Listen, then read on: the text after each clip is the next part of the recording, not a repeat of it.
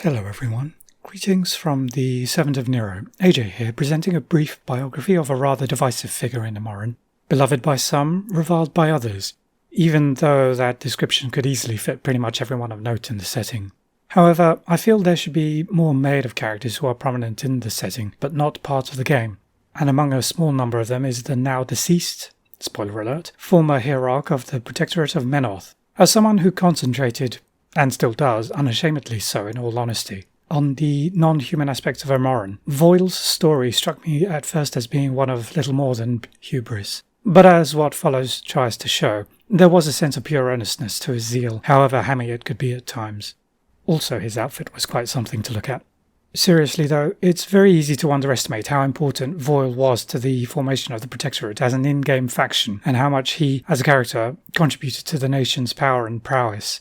Even more so considering his name is never mentioned at the table except as part of a single narrative scenario, which was released well after his character's death. As an elf, I find the profusion of divisive figures among humanity to be both quaint and troubling, as a symptom of their short lives and seemingly innate fractiousness. Even so, few individuals are quite so divisive as the Hierarch Garrick Voyle. My own people and the dwarves have no strong feelings regarding him, at least not relative to our views on the leaders among mankind in general. But the humans themselves? That is quite a spectrum to consider. The people of Signar would like nothing more than to curse his memory. Their fellow Morans of Cador are wary of same said memory, while their counterparts, the Cadoran Menites of the Old Faith, either demean Voyle as a traitor to the Menite faith, or wish to change the subject at the merest hint of an opportunity. The Lackeys have nothing but fear and revulsion for his name, and Severius's too, while the Ords are as like to make a joke about him as talk with any seriousness. The sul-menite of the Protectorate, however, consider Voyle the greatest among their nation's hierarchs, and mourned his death with the same fervour as they believed in his every utterance. Were Menoth not already their god, Voyle would likely be their god on Cain, heretical though such a sentiment may be to them. Based on what I have discovered about this man, it is easy to see why he was a paragon among the sul-menite clergy, and it is little surprise that some know Voyle as the blessed son of Menoth. Not much is known about the boy and young man who would grow up to become Hierarch Garrick Voyle, but there is some detail which can be provided with but minimal investigation. His date of birth is unknown, and as a foreigner, an elven one at that, I had little but conversations with the willing to narrow his year of birth down to sometime during the reign of Hierarch Caltor Turgis, noting that many travelling Menites are quick to revere the names of both Turgis and Voyle, adding that what one started at the birth of the other would be finished before the latter's death. Quite how reliable this is I cannot confirm, but despite its poetry there is no small ring of truth to it. By all accounts, the young Voyle was a zealous sul-menite, with martial pretensions and a level of self-discipline which far outstripped that of his peers. Wishing to attune himself to his faith in the Creator of man, as a young adult he subjected himself to the privations of the life of an estate, something the scorn might find oddly familiar. During this time, he refined an existing martial form, practiced by the reclusive monks of the desert, and combined it with religious meditation, resulting in the philosophy and practices of what would eventually become the Order of the Fist, which he founded with synod approval and the backing of the then Hierarch Kilgore Ravenal, though the ranks of the order would not become established in the modern sense for some years. Voyle was retrospectively revered as the Order's first Grand High Allegiant, even when he was already serving within the Menite clergy. Such was his charisma and value to the Order, whether symbolic or practical. It was during Ravenal's rule that Voyle joined the priesthood, though he would never abandon his origins within the Order. Many of his former peers reported his regular visits to the monastery and his continued practice of the Order's training exercises, which explained his physical vigour, which belied his age up until his death. Already known among the Synod for his leadership of the Order, his rise through the ranks of the Protectorate's ruling establishment was swift, and a combination of this and Ravenal's personal interest in the Order of the Fist brought Voyle to the Hierarch's attention, who was quick to bring the younger priest under his guidance. This led to Voyle joining the esteemed Scrutators, a duty which he carried out with a now familiar fervour and zeal, before eventually joining the Synod itself as one of the Visigoths of Sul. What followed was a tumultuous period in Voile's life and the existence of the Protectorate. His mentor and leader, the Hierarch, was assassinated, though competing theories abound in the aftermath. Officially, the Protectorate Synod blamed agents from the Signaran Reconnaissance Service for Ravenal's death, though some among the priesthood quietly suspected political enemies who envied the Hierarch's support of Voyle and his general popularity. Weight is given to this latter theory by the infighting that plagued the Synod for the next 8 years as competing factions struggled to exert themselves and place a favoured candidate on the Hierarch's throne. Still insufficiently influential in the direct aftermath of Ravenel's death, Voyle gathered allies, including many who would become his Visigoths and Scrutators, and learned to be as ruthless as the unworthy officials he sought to overthrow or supersede. Thus it was that a prominent Garrick Voyle dealt with the competing Visigoths, compelling their fealty or removing them from their positions by one means or another, and ascended as Hierarch in 588 AR. The next few months were spent consolidating his hold on power, crushing dissenting voices and repairing the temple of all individuals who might be considered incompetent or unproductive. Opposition to his rule would continue throughout the duration of his office, as the many assassination attempts would attest, since relatively few of which would be arranged by either Signoran or Caedoran operatives. These attempts would gradually grow infrequent, as conspirators realized the futility of trying to take his life, whether or not bodyguards were present. The new hierarch expressed little but contempt at these efforts, and even his guardians knew he needed no personal protection, no matter the threat. As soon as Voyle was established as undisputed hierarch, he immediately set to work in completing the legacy of both the edifices of Turgis and the cultural goals of Ravenel, which would make the Protectorate of Menoth an independent regional power and a nation for Imoran to fear. To this end, the once backwater town of Imer was chosen as the site of what would be the new city of Menoth on Cain. A grand temple complex was built and its infrastructure strengthened, whereupon Voyle transferred the Protectorate seat of government from Sul to Imer and declared it the nation's new capital city. This was considered in later commentaries to be a stroke of political genius, for it distanced Voyle from the strife that afflicted Sul over the years before his assumption of the hierarch's office, brought him closer to the Protectorate's centres of natural and industrial resources, and, perhaps most importantly, separated the nation's government's physical location from the difficulties of being as much as on top of Signar's eastern border. Over the next few years, Voyle transformed the Protectorate into a more self-sufficient state, especially as far as its military was concerned.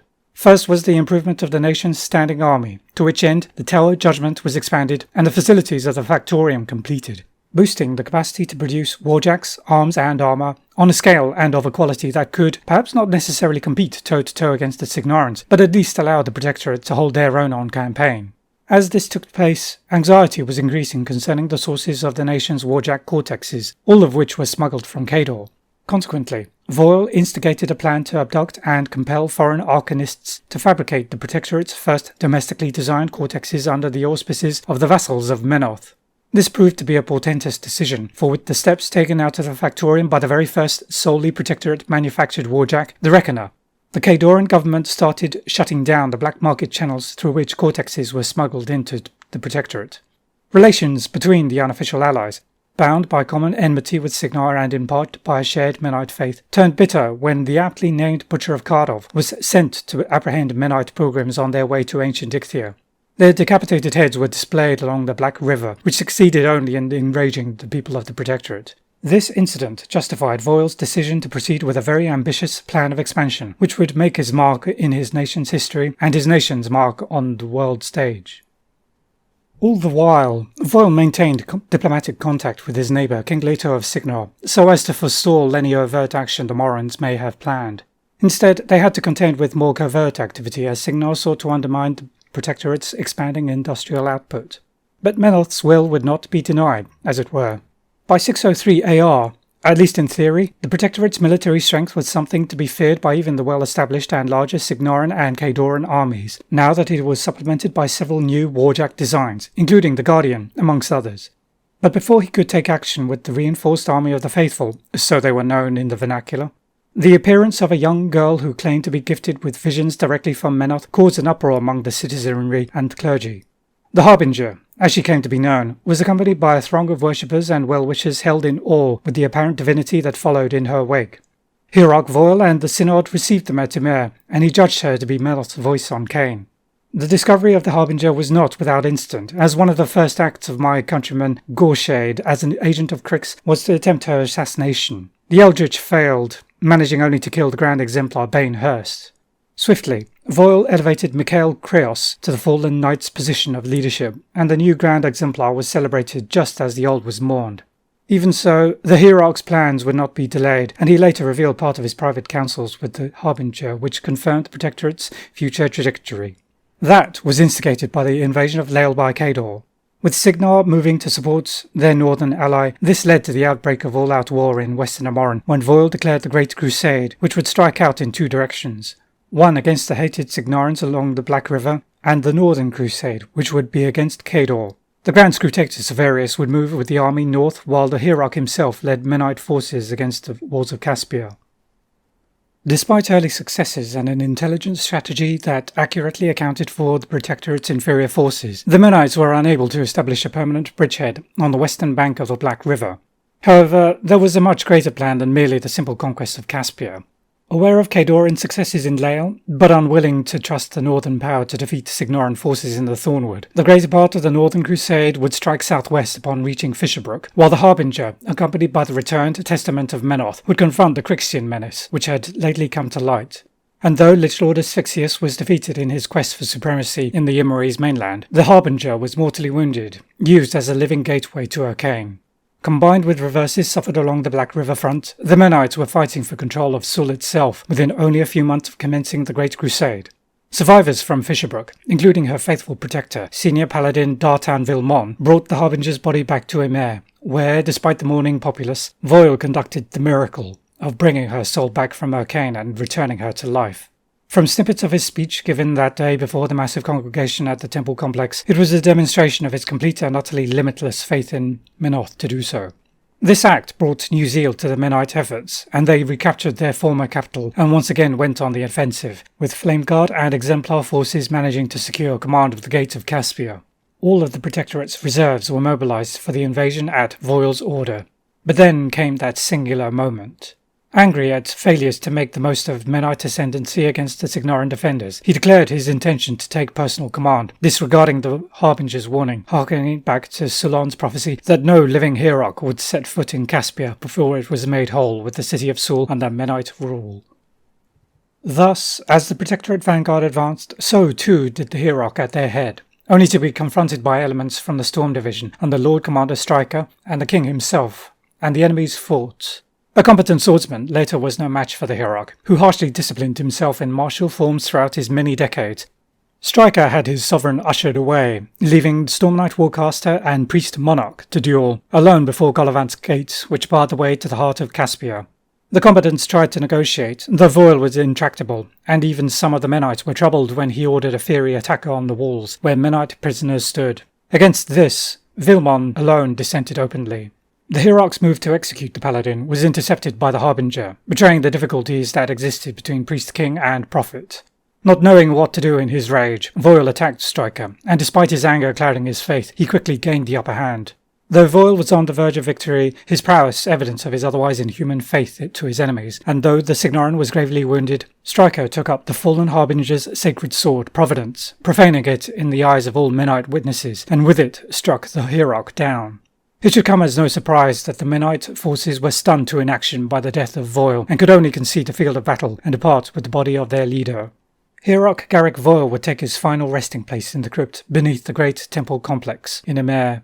News would eventually reach Severius in Lerin some weeks later, and despite the support offered to the Grand Scrutator who would succeed as the new Hierarch in a relatively smooth transition of power, he remained in the north in what he felt was his rightful place, continuing the prosecution of the Northern Crusade in accordance with the command and wish of his late leader.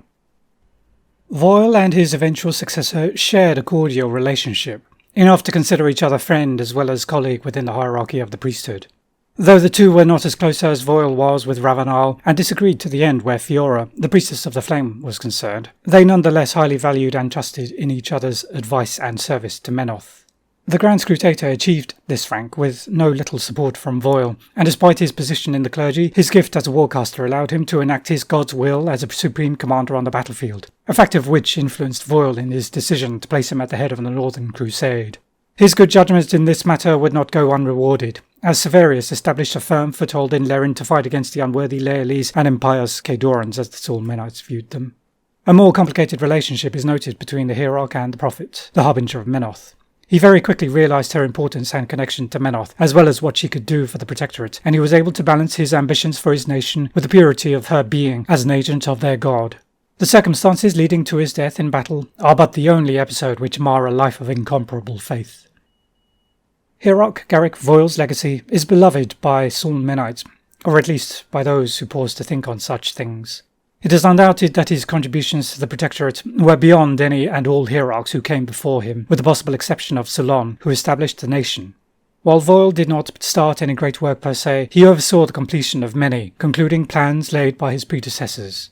As to his personal power, and the strength of his will and spirit, no Menite who witnessed his actions could deny him, and even in rumour, they seemed too universally fantastical to be anything but the multitude blessings of a god. It is said Voyle imparted upon Krios a significant part of his own power, which allowed the exemplar to withstand the scrutiny and trials of his elevation to command of his order. Meanwhile, the hierarch's strength in battle was little short of a demigod's, able to cripple fresh, heavy warjacks in a single hit, something even few warcasters can or could boast. The people of the Protectorate believed so fervently in their god and his champion on Cain, it is inevitable that his death would shock his nation so severely. A death which, but for a single instance of mortal ambition, may have been avoided. Much has afflicted Moran and the Protectorate of Menoth in the years since his death. And with the state of the world as it is now, I cannot say whether Voyle would weep or rage within his grave if he saw the ruins which remain of the nation he once ruled and the beloved Emir he built almost from nothing. That Emir had so modest a beginning, and yet has devolved into so miserly a shell, must be the most unjust of legacies.